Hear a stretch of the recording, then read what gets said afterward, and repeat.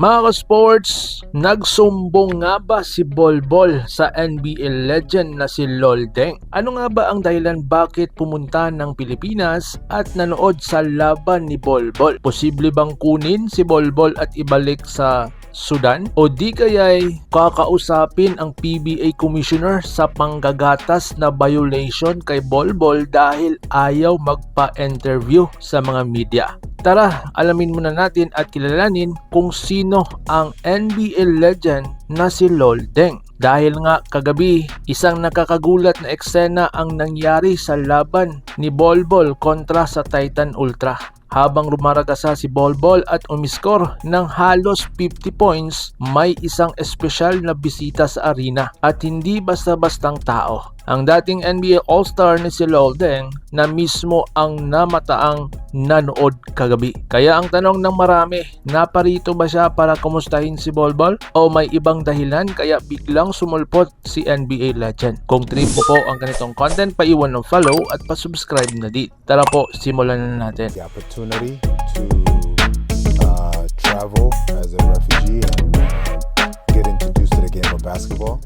Mga ka-sports, sino nga ba si Loldeng? Para sa mga hindi nakakakilala, ang taong ito ay dating NBA star na nakilala sa Chicago Bulls. Siya ay two-time NBA All-Star na naging elite defender at isa sa pinakarespetadong forwards noong kanyang panahon. Na-draft siya sa ikapitong overall noong 2004 sa NBA draft at naglaro rin siya sa Miami Heat, Los Angeles Lakers at iba pang NBA teams. Sa madaling salita, hindi ito ordinaryong bisita. Isa itong legit NBA name. So ngayon, bakit nasa PBA siya? Ngayon, bakit kaya nasa arena si Loldeng? Maraming haka-haka ang mga fans. Ang unang teorya, bumisita siya para personal na panoorin si Bolbol. Alam naman natin na parehong may roots sa Africa at parehong may koneksyon sa international basketball scene. Posibleng gusto niyang suportahan o di kaya'y kumustahin ito.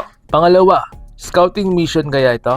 Dahil si Deng ay malaking bahagi rin ng pag-angat ng South Sudan National Basketball Team bilang basketball official matapos ang kanyang NBA career. Baka may tinitignan siyang talent o system dito sa Pilipinas. So ngayon, natakot ba si Bolbol? Pero ito ang mas mainit ng tanong ng fans. May nagsasabing baka natakot si Bolbol na umalis o umiwas sa media dahil sa higpit ng bantay ng mga PBA officials, lalo na sa mga rules sa pagharap sa media at movement ng players. Alam naman natin na kapag superstar import ka, laging may bantay at striktong protocol para iwas issue, crowd control at para maayos ang operations. Pero kahit ano pa man, isang bagay ang malinaw. Lumakas lalo si Bolbol. So dito naman tayo sa kanyang 50-point explosion. Sa harap mismo ni Loldeng, sumabog mismo si Bolbol at nagtala ng 50 points performance. Parang gusto niyang ipakita sa NBA legend na kaya pa niyang dominahin ang laro. Ang tanong ngayon, coincidence lang ba ito? O inspired si Bolbol dahil may nanonood na dating NBA star o kalahi niya? Mga ka-sports, sa tingin nyo ba bakit bumisita? At may usap-usapan na daw na magpa-fine na naman ang PBA Commissioner dahil kumamada si Bolbol ng 50 points? Sa tingin nyo mga ka-sports, okay lang ba ito o nag-aabusar na? Mga ka-sports, sa tingin nyo, bakit bumisita din si Loldeng sa laban? Para ba kay Bolbol o di kaya'y para sa scouting? O simpleng fan lang ng basketball? I-comment nyo sa baba at huwag kalimutang mag-like, subscribe at pindutin ang bell icon para sa mas mainit na PBA at Gilas updates. So paano? Ingat po kayo. A cool experience and I've had a great time since I've been here so far.